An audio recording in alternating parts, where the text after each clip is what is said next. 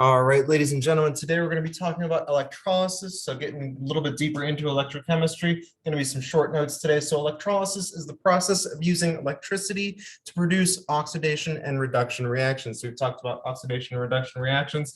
We have some changes in terminology for electrolysis though.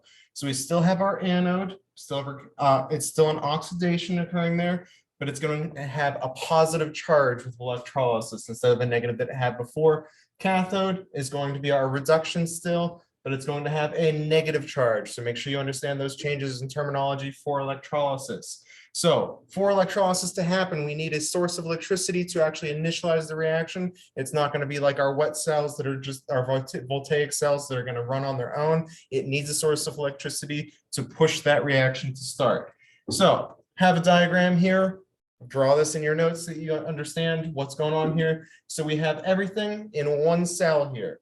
We have our cathode, we have our anode, those are denoted here. You can see the electron flow. So our cathode is going to have the negative charge because the electrons are floating to it. And then it's going away from the anode, so it's going to have our positive charge. We have our source of energy over here, our 9-volt battery in this case. Make sure you draw these down, make sure you understand what's going on. So how is electrolysis used? Electrolysis is used to separate different elements. So we use this with water. So we have electrolyzed water. We can show you a video in class of that. We also do electroplating, and we're actually going to do a lab with this.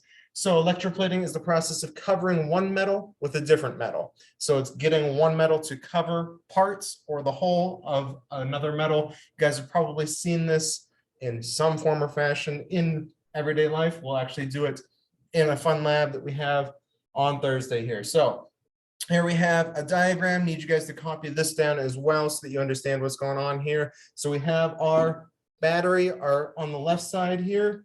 It's pushing our electrons to our cathode on the left side of the cell, and it's plating onto our anode on the right hand side here, and it's sending the electrons back to the battery, the source of electricity. So need you guys to put this in your notes, make sure you understand what's going on. We'll see you in class